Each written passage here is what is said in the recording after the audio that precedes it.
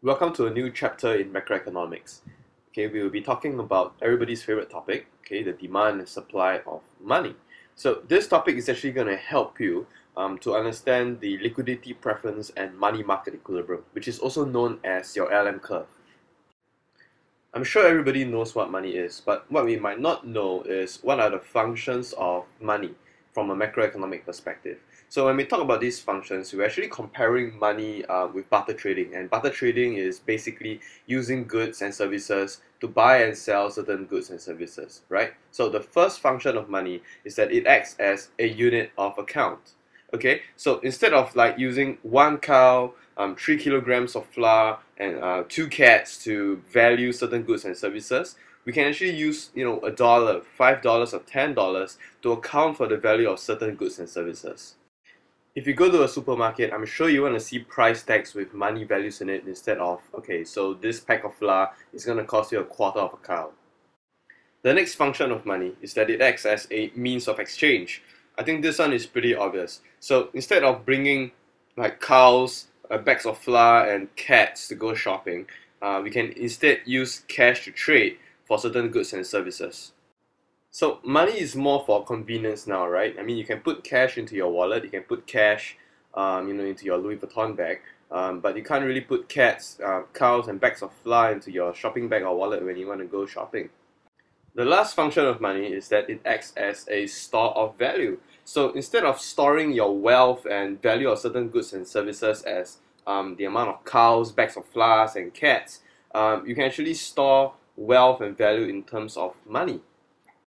So imagine if your boss were to pay you your paycheck in terms of the number of cows and cats. The problem is that your cows and cats are going to die one day, so you can't really store your wealth. You can't really store value. So that's why we use money instead. So money is known to be a liquid asset. Okay, so what is a liquid asset?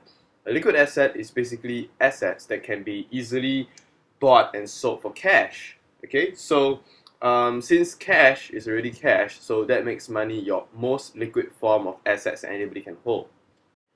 Now that we've got the basics of money out of the way, we can now talk about the demand for money. So how does an economy of people demand for money? So here we're talking about real money. Okay, so real money is also known as real balances.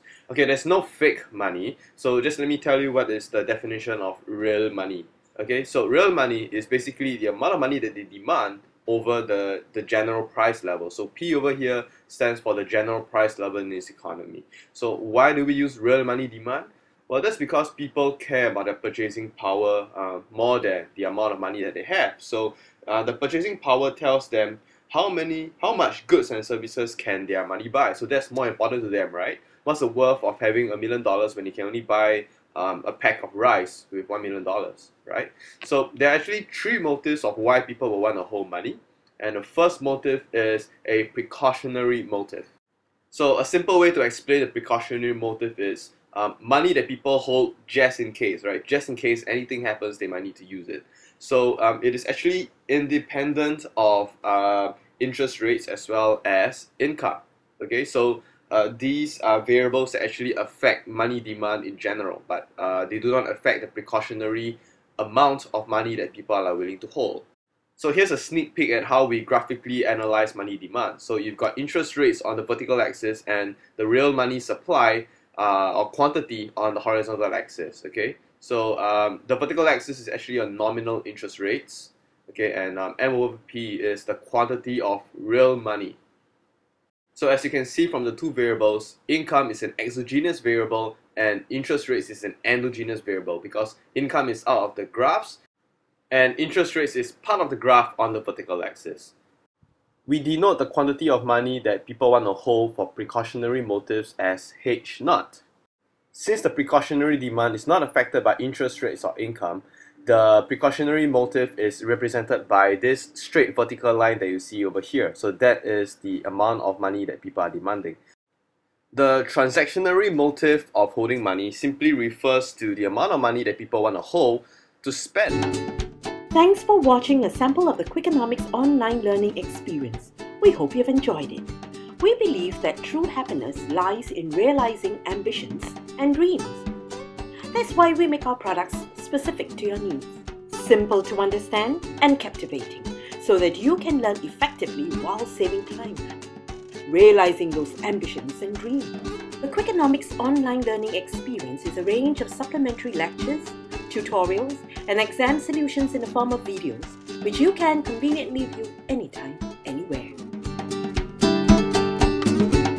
Watching our videos before and after your regular lessons at school, we aim to give you joy in learning and build academic confidence at the comfort of your own relaxed learning environment. So how can you begin? We welcome you to purchase Quickie Dollars to redeem the videos for full access to the Quickienomics online learning experience. Thank you for starting with Quickienomics.